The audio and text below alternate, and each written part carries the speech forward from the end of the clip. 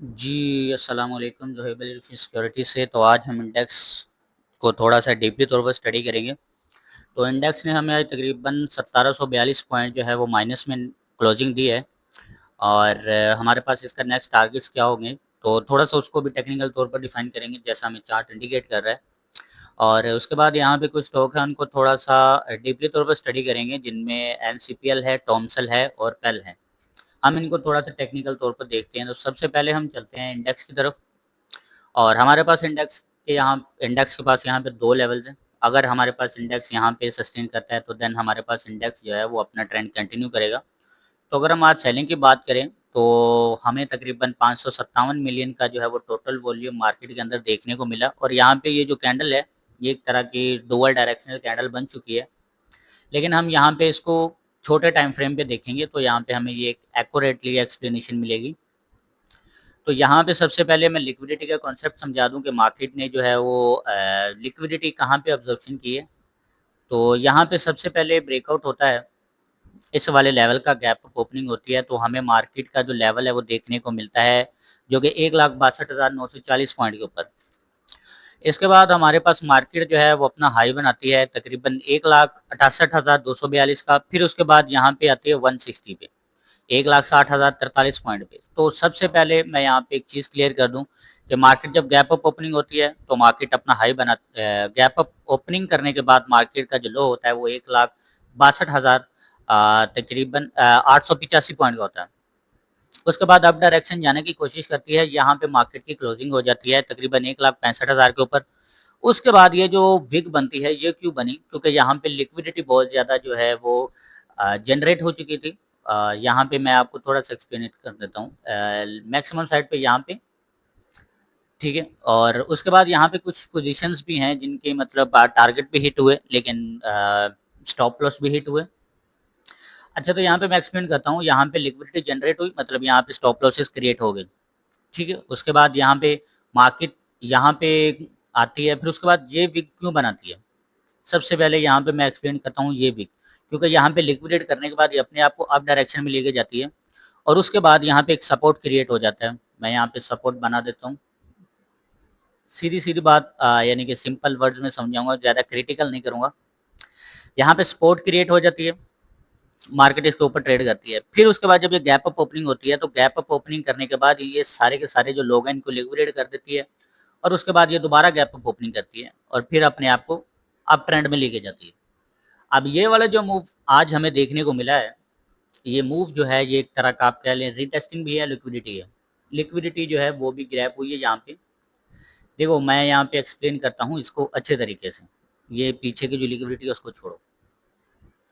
Market के अंदर है ये सपोर्ट लेवल, ठीक है? सपोर्ट लेवल है ये वाला। उसके बाद मार्केट जो है वो अपने आप को अप ट्रेंड में लेके जाना शुरू करती है। जैसे ही मार्केट अपने आप को यहाँ पे अप ट्रेंड लेके जाना शुरू करती है, उसके बाद यहाँ पे ये सपोर्ट लेती है तकरीबन 1,69,705 पॉइंट का। तो इसकी बेस पे यहाँ पे बहुत ज़्यादा लिक्विडिटी है जनरेट हो जाती है। अब मार्केट ने बिल्कुल इससे नीचे ही अपना लो लगाया है, 1,69,237 का। लेकिन सपोर्ट कहाँ पे है? 1,69,718 पॉइंट पे। लो क्या लगाया मार्केट ने? 1,69,250 रुपए, 250 पॉइंट का। तो ये इंडिकेट करता है कि मार्केट में यहाँ पे लिक्विडिटी है वो टोटल की टोटल जो है वो अब्सॉर्ब कर चुकी है। अब हमारे पास इंडेक्स यहाँ पे डुअल डायरेक्शनल है। देखो यहाँ पे एक बैरियर के तौर पर काम करने वाला जोन जो है वो यहाँ पे बना है, जो कि ये है 1,74,570 पॉइंट का। और यहाँ पे एक ट्रेंड लाइन जो है वो फॉलो हो रही है हमारे पास इंडेक्स में। अगर इंडेक्स उसको होल्ड करता है तो देन ये अपना ट्रेंड जो है वो कंटिन्यू करेगा।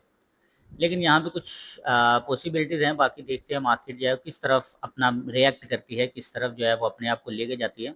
लेकिन यहाँ पे टेक्निकली तौर पर देखा जाए तो यहाँ पे ये जो कैंडल बनी है, यानी कि ये कैंडल बनने के बाद जिसमें इसने 4,000 पॉइंट की जो है वो नेगेटिविटी दिखाई थी, इसके बनने के बाद ये जो लास्ट सेशन में जो हमारे पास जो कैंडल बनी है इसमें 212 पॉइंट जो है वो माइनस है और ये इंडिकेट करता है कि मार्केट के अंदर सेलिंग जो है वो कमज़ोर हुई है और मार्केट जो है वो इसी ट्रेंड लाइन का सपोर्ट ले रही है। और अगर मार्केट इसी ट्रेंड लाइन को एज अ सपोर्ट के तौर पर काम करती है देन तो ये अब डायरेक्शन में जाने की चांसेस हैं। लेकिन यहाँ पे एक सिनेरियो मैं आपको और एक्सप्लेन कर रहा हूँ, यहाँ पे जो सिनेरियो एक और क्रिएट हुआ पड़ा है, वो ये है कि यहाँ पे एक बेरिश पैटर्न जो है वो फॉर्म हुआ पड़ा है। यहाँ पे ये टोटली बेरिश पैटर्न है। यहाँ पे लिक्विडिटी स्वीप होने के बाद मार्केट में बहुत सारे सिनेरियोज ऐसा होता है कि मार्केट अपना हाई ब्रेक करती है।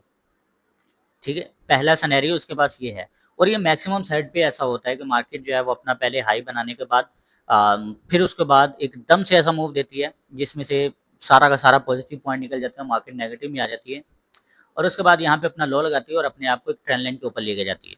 अब इसमें पहला सिनेरियो जो मैक्सिमम साइड पे रिपीट होता है वो यही है कि कल हमारे पास जो इंडेक्स है वो अपना ये वाला लेवल ब्रेक करे, जो कि 1,74,596 पॉइंट का है, और उसके बाद अपनी क्लोजिंग जो है 176 से ऊपर दे।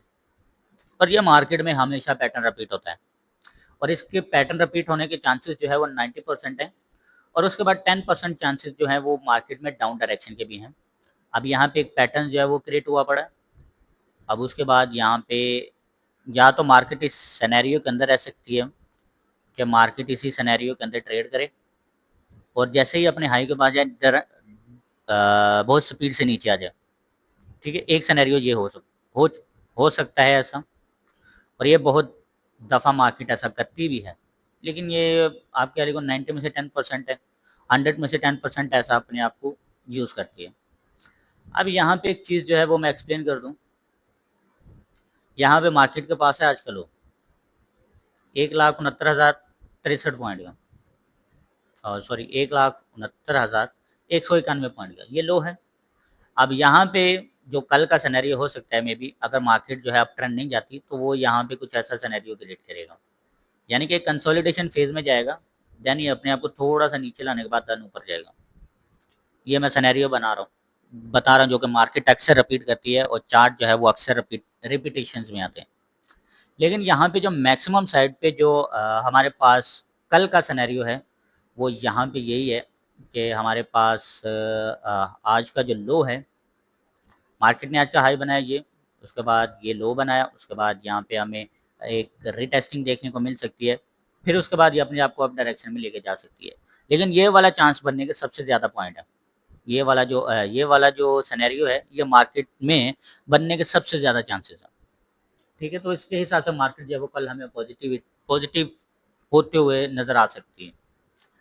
और यहाँ पे कुछ स्टॉक हैं उनको थोड़ा सा टेक्निकल तौर पर देखते हैं, जिनमें हमारे पास है NCPL, Nishad union power limited. इसको हम देखते हैं थोड़ा सा टेक्निकल तौर पर। तो अगर हम इसको यहाँ पे देखते हैं टेक्निकल तौर पर, तो इसमें एक चीज़ जो है वो आपको मैं बता देता हूँ कि यहाँ पे एक्चुअल हुआ क्या है। यहाँ पे एक तरह का हमें बुलिश पैटर्न देखने को मिला, फिर उसके बाद ये रिटेस्टिंग देखने को मिली, अब उसके बाद हमें लो देखने को मिला। अब हमारे पास हमें हाई देखने को मिलना चाहिए एनसीपीएल में, क्योंकि ऑलरेडी लो जो है वो हमें देखने को मिल चुका है। आज का जो लो है, मार्केट ने यहाँ पे एनसीपीएल ने यहाँ पे हाफ सप्लाई यूज़ किया है, तो डिमांड डबल होनी चाहिए, और इसके मुताबिक रेट बनता है कोई 81 का, अगर सप्लाई और डिमांड्स के ऊपर बात करें तो यहाँ पे सप्लाई मार्केट एनसीपीएल ने ऑलरेडी हाफ सप्लाई यूज़ किया है, तो डिमांड हमें डबल देखने को मिलनी चाहिए, जो कि ये है 81 की। ठीक है, उसके बाद हम अगर जब तक ये लेवल ब्रेक नहीं होता, ये हाई होता है मार्केट का, मतलब स्टॉक का हाई होता है, और जब तक ये हाई ब्रेक नहीं होता तो स्टॉक की जो है वो जो आपका लिए डायरेक्शन है वो डाउन डायरेक्शन ही रहती है। तो ये तकरीबन 73 रुपए के ऊपर जो है वो हमें देखने को मिल सकता है।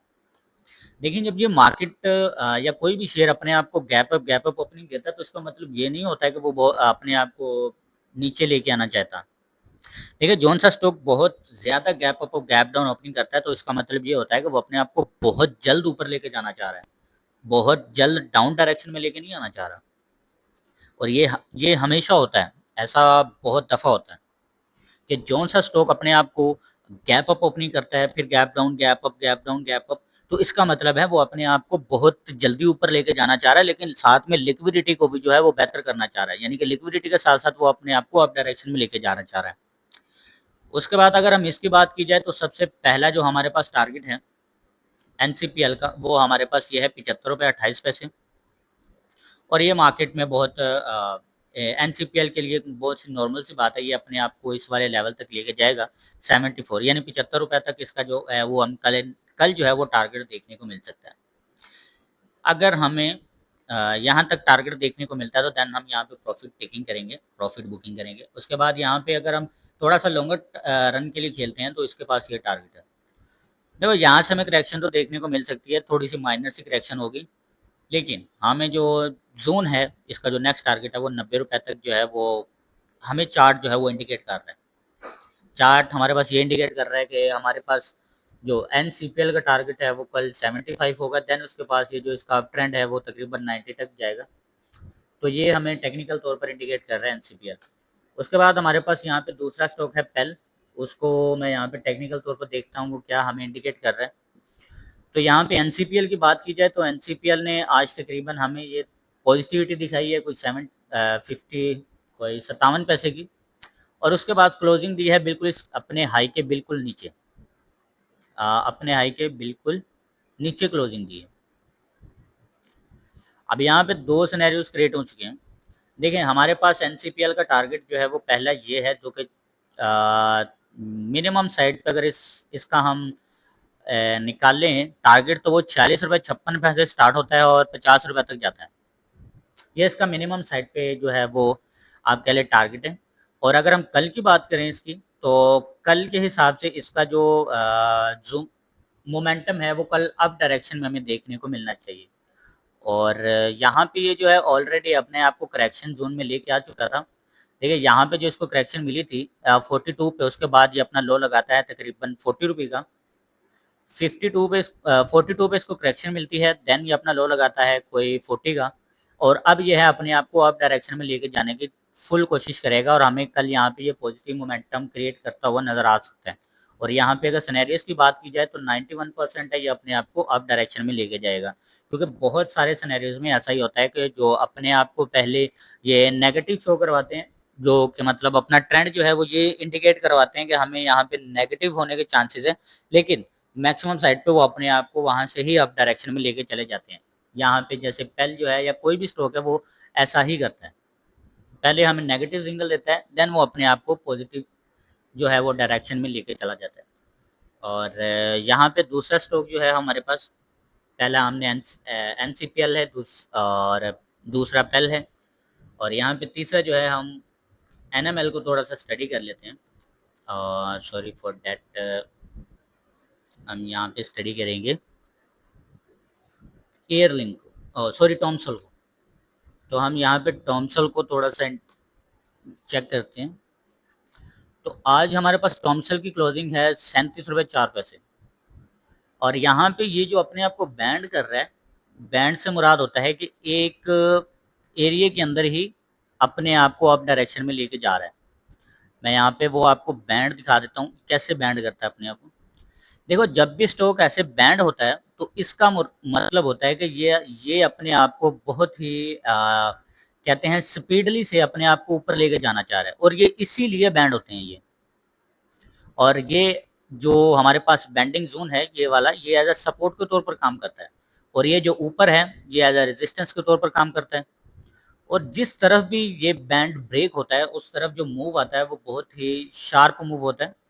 और यहाँ पे ये जो है लेवल तकरीबन आज यहाँ पे क्लोजिंग है हमारे पास टॉमसल की, तो यहाँ से हमें कल पॉजिटिव रहने के चांसेस बहुत ज़्यादा हैं। और अगर ये इस वाले लेवल को ब्रेक कर देता है 40 का जो लेवल है उसको ब्रेक कर देता है, तो देन इसके पास जो मूव होगा बहुत ही शार्पली मूव होगा, और इसके पास हमारे पास जो नेक्स्ट टारगेट है वो तकरीबन 46 रुपये 47 रुपये तक जो है इसका मैक्सिमम साइड पे टारगेट है। और देन ये अपने आप को ट्रेंड जो है वो अपने आप को कंटिन्यू करेगा अप डायरेक्शन में।